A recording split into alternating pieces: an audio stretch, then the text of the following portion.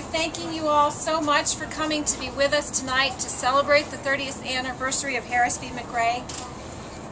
You know, one of the things that's been most exciting to me, I'll be coming up on my second anniversary with Americans United for Life later this summer, and one of the things that's been most exciting to me has been the opportunity to join a group with the kind of heritage that AUL has in terms of advancing the legal rights of the unborn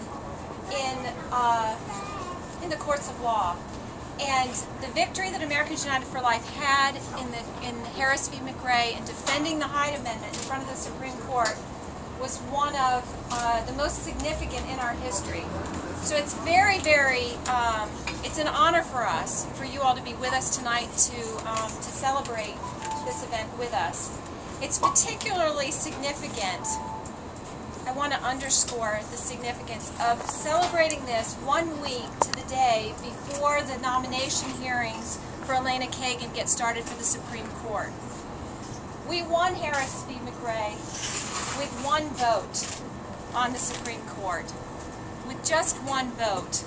And one of the votes that was against us was Justice Stevens, the very seat that we'll be contesting this next week.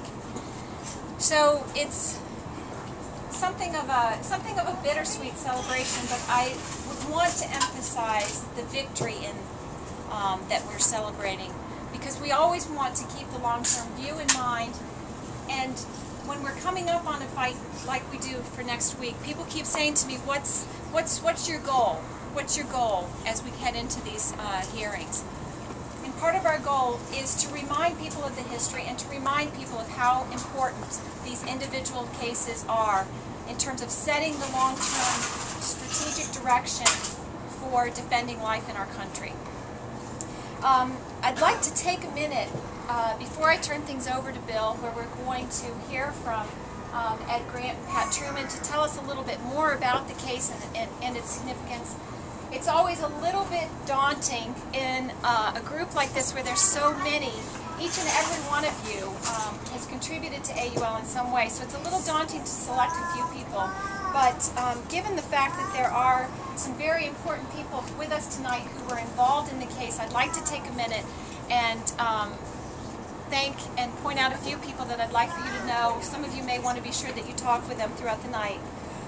First off, Ed Grant and Janine Maxson from our board are here. Thank you very much.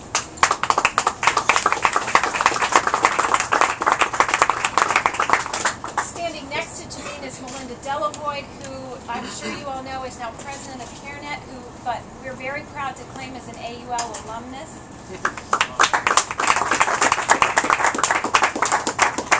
Pat Truman, who will be speaking to us later, who was the executive director of AUL at the time of Harris v. McRae.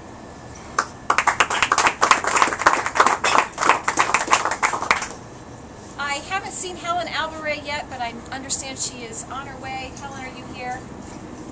Okay, well, I know many of you all know Helen. Burke Balch, are you here? Burke? Now with National Right to Life, one of our very important allies, but also an AUL alum we're very proud to claim. Nigel Cameron. I know I saw Nigel. Mike Crofton.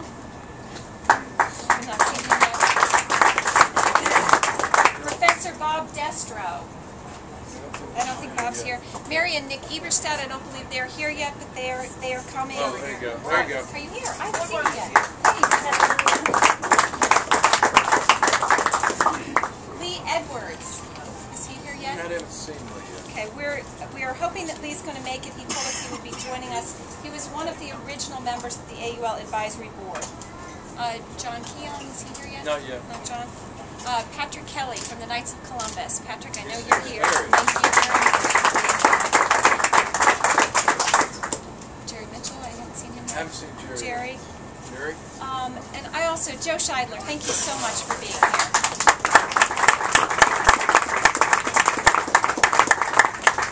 And lastly, thank you to Andy Varco, who is here.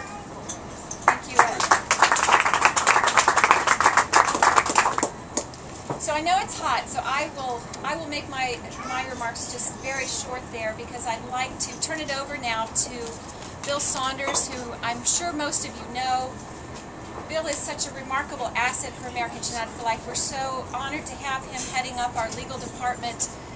He brings to AUL, for if there are some of you who do not know him, a JD from Harvard University, which is such an asset for the pro-life movement. He's twice been featured in Harvard's Guide to the Conservative Public Interest Law, and as a member of the Supreme Court, he's authored numerous legal briefs in state, federal, foreign, and international courts. In fact, he is consulting now on the ABC case in Ireland, which you may know as European Court of Human Rights. And we're very proud to have him with us, and he's going to, I'm going to turn it over to him to tell us a little bit more about the history of Harris v. McRae.